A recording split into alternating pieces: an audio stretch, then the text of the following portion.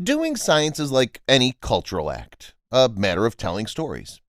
There tend to be at least three of them within any project: data analysis, data cultivation, and data presentation.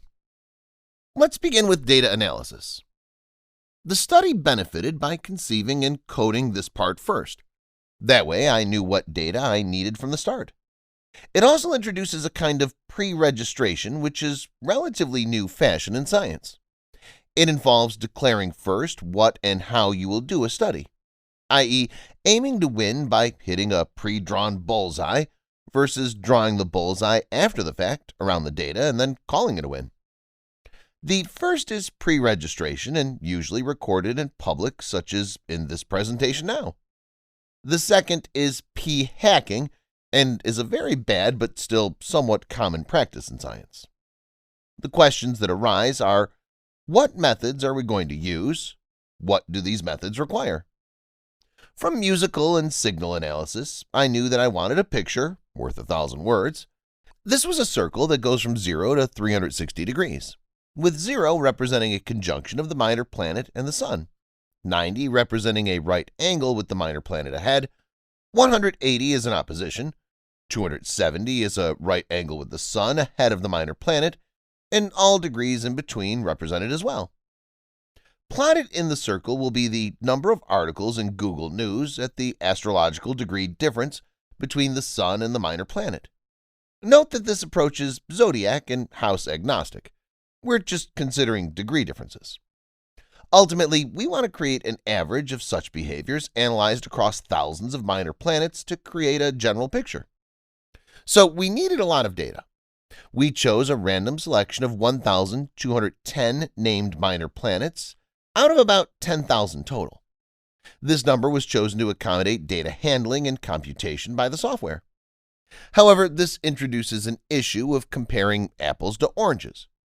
How do we compare the dozens of daily articles represented by Ocasio-Cortez or Tyson asteroids to the very few of Chariklo, for example? Fortunately, if you can conceive it, there's likely to be mathematics already existing on the issue. Here, the unit vector circle will be used. Normalization of the article count allows each minor planet's data to be represented accurately, but relative to the same circle of radius 1. Moving on to data cultivation. The ideal code was a moving target within the first 6 months. The OS and code platforms themselves, Python and Mathematica, changed.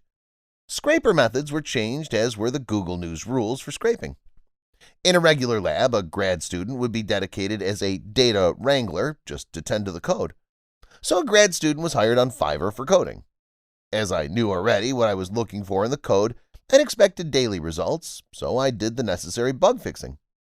Presently, the data is wide: 1,210 named minor planets out of about 10,000, but not deep.